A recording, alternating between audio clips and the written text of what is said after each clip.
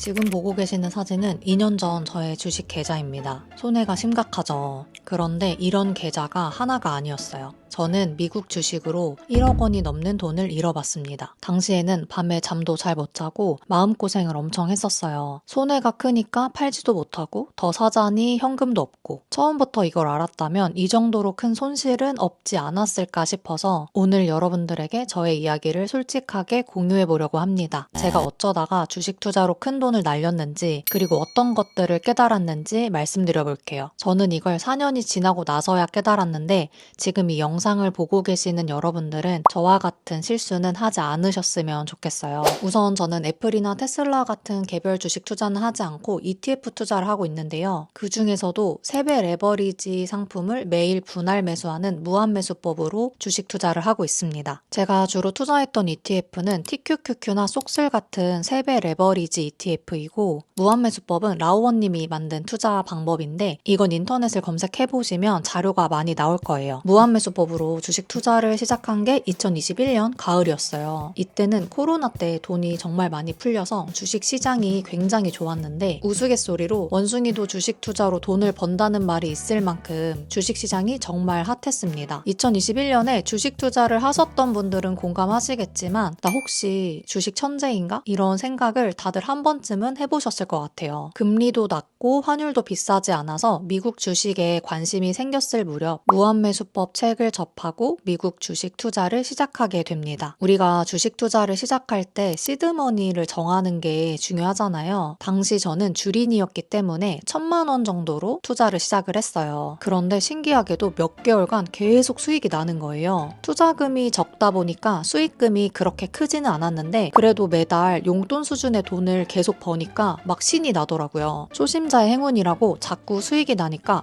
이거다. 난 이제 미국 주식으로 빨리 부자가 될 수 있겠다 싶었고 저는 과감하게 투자금을 늘렸습니다. 제가 어느 정도였냐면 가족들한테도 무한매수법을 추천을 했어요. 심지어 군대에 있는 동생한테도 주식 투자를 하라고 권유를 할 정도였는데 2021년 한창 분위기가 좋았던 미국 주식 시장은 2022년 초에 금리 인상에 대한 이야기가 나오면서 공포장으로 바뀌기 시작했습니다. 여기서부터 비극이 시작되는데요. 제가 투자금을 늘린 지 몇 개월 지나지 않아서 저의 계좌는 녹아내리기 시작했어요. 주식으로 돈을 쉽게 벌 수 있을 거라고 생각했는데 그 생각이 완벽하게 틀린 거죠. 파란색으로 도배된 제 계좌를 보면서 저는 계속 생각을 했어요. 내가 왜 주식 투자를 실패했지? 난 뭘 잘못했지? 2년 동안 계속 생각을 해보니 몇 가지 문제점이 있었더라고요. 지금부터 제가 왜 돈을 잃게 되었는지 저의 문제점이 무엇이었는지 말씀드릴 테니 여러분은 저와 반대로만 하시면 됩니다.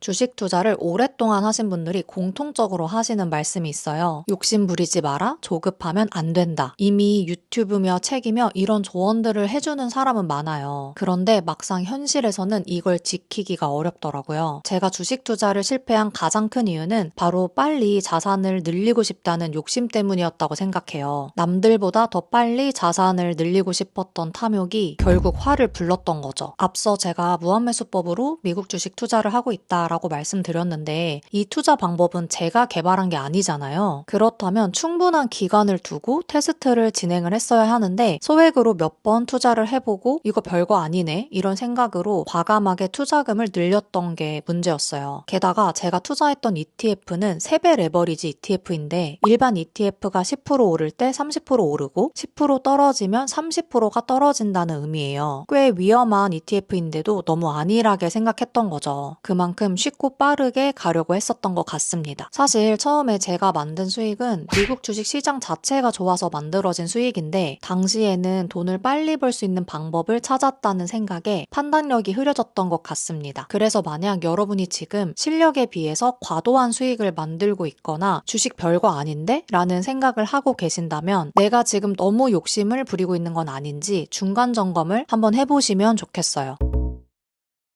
여러분, 주린이의 특징이 무엇인지 아시나요? 바로 손절을 하지 못한다는 거예요. 물론 손실이 얼마 안 되면 하락장에 몰라 그냥 다 팔자 하면서 매도를 할 수 있는데 저처럼 손실 금액이 커지면 절대 팔지 못합니다. 저도 마이너스 100만 원이 넘어가니까 도저히 손절을 못 하겠더라고요. 그냥 기다리면 오르겠지 희망 회로를 돌렸었는데 이게 정말 큰 실수였던 것 같아요. 무한매수법의 원칙은 40회 분할 매수가 끝나고 나서 더 이상 매수할 돈이 없으면 손해를 보고서라도 25%를 매도를 해서 계속 매수를 이어나가는 거였는데 저는 손절하면 돈을 잃는 것이라는 생각에 사로잡혀서 그 원칙을 지키지 못했어요. 일명 존버를 했던 거죠. 그 결과 어떻게 되었을까요? 2달 만에 거의 2배 이상 손실 금액이 커졌습니다. 2배 수익을 만들어도 모자른데 돈을 더 잃은 거죠. 결국 1억 원까지 돈을 날리고 나서야 이렇게 가만히 있으면 안 되겠다는 결단을 내립니다. 그리고 떨리는 손으로 손절 매도를 하고 매도한 돈으로 주식을 계속 사서 평단가를 낮췄고 다행히도 그 사이 주가가 우상향을 해서 결국 손해를 메꿀 수 있었어요. 주식은 심리 싸움이라는 말이 있잖아요. 하락장에 누가 더 잘 버티냐에 따라서 수익률이 달라질 수 있다고 생각을 해요. 그리고 이때 필요한 게 정 아니다 싶으면 손절 매도를 할 수 있는 결단력인데 저는 이때의 경험을 통해서 과감하게 손절을 하는 것도 실력이라는 것을 깨달았습니다.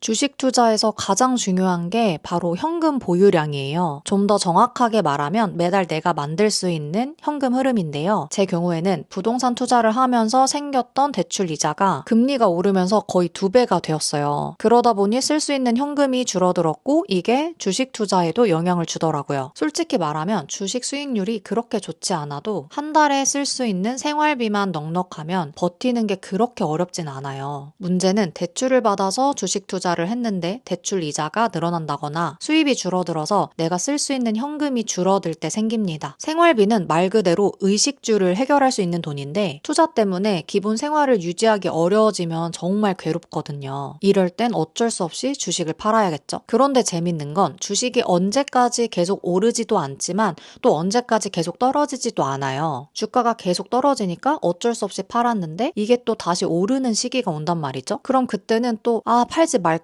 이러면서 이제라도 사야겠다는 생각에 또 삽니다. 그런데 막상 샀더니 주가는 또 떨어지고 무릎에서 사서 어깨에서 팔아야 하는데 어깨에서 사서 무릎에서 파는 이런 악순환이 반복이 되는 거죠. 그리고 현금을 어느 정도 보유하고 있으면 혹시 주식이 많이 떨어졌다고 하더라도 낮은 가격에 사서 평단가를 낮출 수도 있잖아요. 일명 물타기죠. 그런데 현금이 없으면 주가가 떨어져도 매수를 할 수가 없어요. 그리고 지나고 나서 그때가 바닥이었는데 그때 살걸 이런 후회만 하는 거죠. 그래서 저는 이때부터 아무리 주식 시장이 좋더라도 가지고 있는 현금 전부를 투자하진 않고 일부를 남겨둬요. 물론 가진 돈 전부를 투자했을 때보다 수익금은 줄어들겠지만 그건 내 돈이 아니었다 생각하고 신경 쓰지 않습니다. 안전하게 하시는 분들은 현금 보유량을 50% 정도까지도 가져가시던데 저는 그 정도는 어렵고 대신 매월 현금 흐름을 늘리기 위해서 소비는 줄이고 수입은 키우는 다양한 방법을 시도하고 있어요.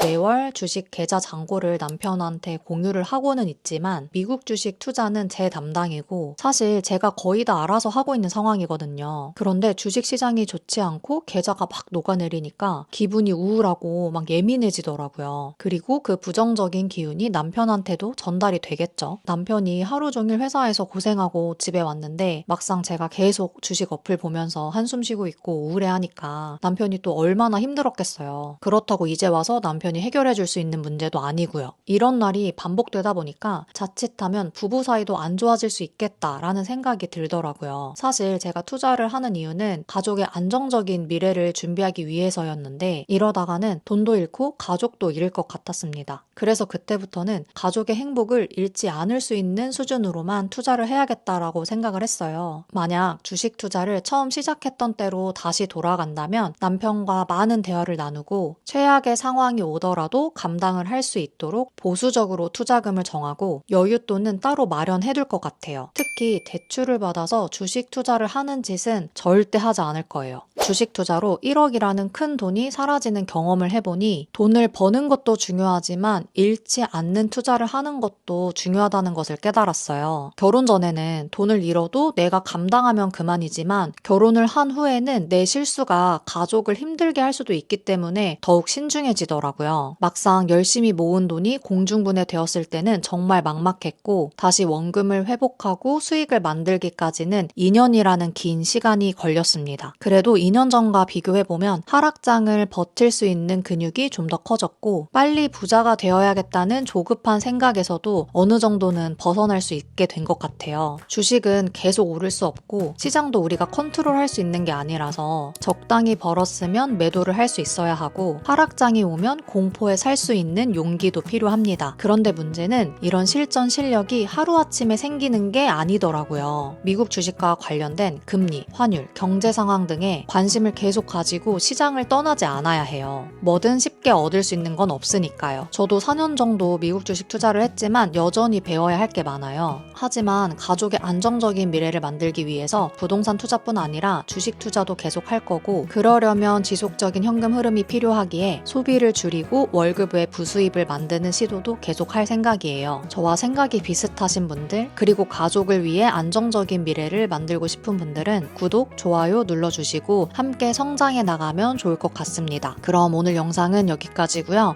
저는 다음 영상에서 뵐게요.